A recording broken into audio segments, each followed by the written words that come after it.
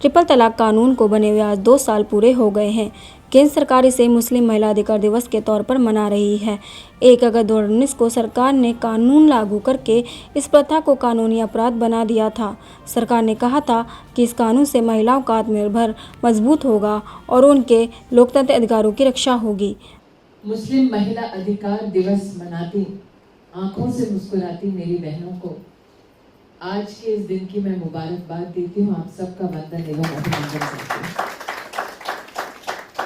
नकवी साहब ने अभी भी कहा, हमारे पाँव का कांटा है, हम ही से निकलेगा। लेकिन एक बात अगर औरत होने के नाते उसमें जोड़ूं कि कांटा अगर लंबे अरसे तक रहे पाँव में तो निकालने के बाद घाव भी गहरा छोड़ देता है।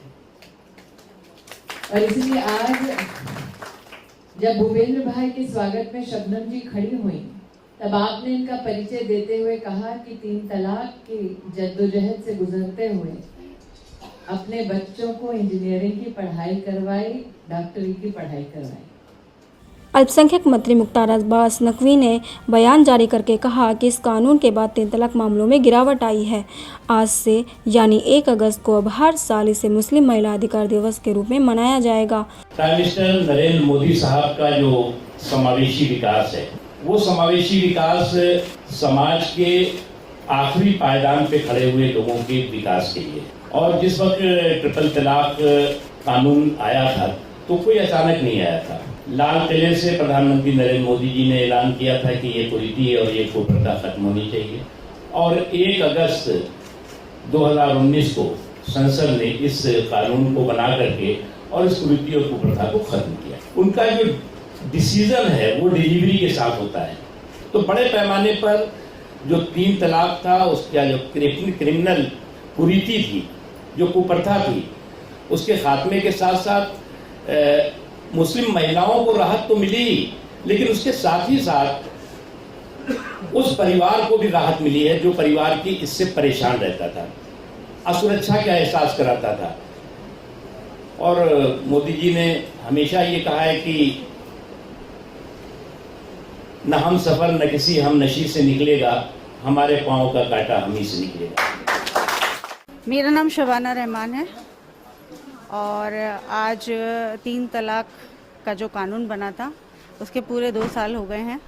आज हमको बहुत खुशी है, तो इसके लिए हम मोदी भाईजान का बहुत बहुत शुक्रिया अदा करते हैं। और मुस्लिम विमेन राइट डे जो आज मनाया गया, इसकी भी हमें बड़ी खुशी है कि हमें ऐसा दिन भी एक नसीब हुआ है कि हम अपने अधिकार का एक दिन मना रहे हैं। जी, मेरा नाम शबनम है, मैं दिल्ली से हूँ। और ये जो 3 तलाक का कानून बना है, मैं मोदी जी का तहे दिल से शुक्रिया अदा करती हूँ कि उन्होंने ये बहुत अच्छा काम किया है, क्योंकि ये हादसा मेरे साथ हो चुका है। मेरा नाम यास्मीन है। मुझे बहुत अच्छा लगा इनके साथ, महिलाओं के साथ मिलकर दिवस मनाया हमने। 2 साल हो गए पूरे, और आगे भी चाहते हैं अच्छा ही हो महिलाओं के लिए। मोदी जी का धन्यवाद कहना चाहते हैं। अकीला दिल्ली से। मुझे ये 3 तलाक का कानून जो बनाया है मोदी जी ने, बहुत ठीक लगा, इससे मैं पूरी तरह सहमत हूँ। अल्पसंख्यक मंत्रालय ने इस मौके पर एक कार्यक्रम भी आयोजित किया। इस कार्यक्रम में कई मुस्लिम महिलाओं ने शिरकत की। वहीं इस कानून को लेकर MIM प्रमुख असदुद्दीन ओवैसी ने केंद्र सरकार पर निशाना साधा। उन्होंने कानून का बहिष्कार करते हुए कहा कि मोदी सरकार मुस्लिम महिलाओं से सिर्फ हमदर्दी का ढोंग कर रही है। इस कानून से महिलाओं का और शोषण होगा। साथ ही उन्होंने कहा कि इस कानून से उनकी समस्याओं में इजाफा हो रहा है। ओवैसी बोले, इस कानून से जुड़े केवल मामले दर्ज होंगे, कोई न्याय नहीं दिया जाएगा। इतना ही नहीं, उन्होंने कहा कि इस कानून के आधार को मुसलमानों ने अब तक स्वीकार नहीं किया है। साथ ही बोले, कानून असंवैधानिक है और इसे उच्चतम न्यायालय में चुनौती दी गई है। इस समानता के खिलाफ है और मुसलमानों को बदनाम करता है। उन्होंने पूछा, क्या मोदी सरकार केवल मुस्लिम महिला अधिकार दिवस मनाएगी? हिंदू, दलित और OBC महिलाओं के सशस्त्र के बारे में क्या? ओवैसी इससे पहले भी कई बार इस कानून को लेकर केंद्र सरकार पर हमला बोल चुके हैं। इस कानून पर all India Muslim personal law board के कार्यवाहक महासचिव मौलाना खालिद सैफुल्लाह रहमानी ने एक बयान जारी करते हुए कहा कि कानून से महिलाओं की समस्याओं में बढ़ोतरी हो रही है, क्योंकि 3 तलाक को सरकार तलाक के रूप में मान्यता नहीं देती है और मुस्लिम समुदाय से तलाक मानता है। अगर नहीं मानेगा तो ये शरीयत के खिलाफ होगा। इस कानून में एक तलाकशुदा महिला पति द्वारा गुजारा भत्ता की हकदार है। दूसरी तरफ एक आदमी को 3 साल की जेल की सज़ा है।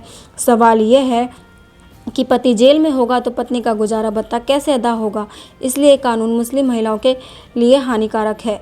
मुस्लिम महिला विंग के लीडर अस्मा जहरा ने ये बयान जारी करते हुए कहा कि इस्लाम में मुस्लिम महिलाओं को ये अधिकार 1400 साल पहले ही मिल गया था, फिर आज मोदी सरकार उन्हें कौन से अधिकार देने की बात करती है। अस्सलामुअलैकुम वरहमतुल्लाहि वबरकातुहू। आज 1 अगस्त को हुकूमत की जानिब से मुस्लिम विमेन राइट्स डे मनाने का ऐलान सरकार की जानिब से हुआ है और मुख्तार अब्बास नकवी जो कि बीजेपी के लीडर हैं, उन्होंने ये बात कही है कि 3 तलाक का बिल इस तारीख को पास हुआ, लिहाजा ये तारीख को हम मुसलमान औरतों के हुकूक का दिन मनाएंगे। हम ये बात बताना चाहते हैं कि मुसलमान खवातीन को हुकूक 1400 साल पहले ही मिल चुके। उस दौर में जब दुनिया की कोई तहजीब, कोई मजहब औरत को कोई हक और एक इंडिविजुअल, एक शख्सियत के तौर पर कबूल नहीं रहा था, उस वक्त इस्लाम ने मुसलमान औरत को हक दिया, इंसाफ दिया और समाज में उसको बहुत ही बाइज्जत मुकाम मिला, बहैसियत बीवी के, बेटी के, माँ के, बहन के, और हर एतबार से उसको राइट्स मिले।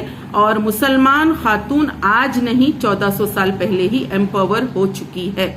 और मुसलमान खवातीन ने जब शरीयत में मदाखिलत की कोशिश हुई तो इस मुल्क हिंदुस्तान में सिग्नेचर कैंपेन जो चलाया गया था उसमें बड़ी तादाद में हिस्सा लिया और मुस्लिम औरतों ने ये बात बताई कि वो शरीयत इस्लामी में खुश हैं, वो अपने पर्सनल लॉज में किसी भी तरह की मदाखिलत नहीं चाहते।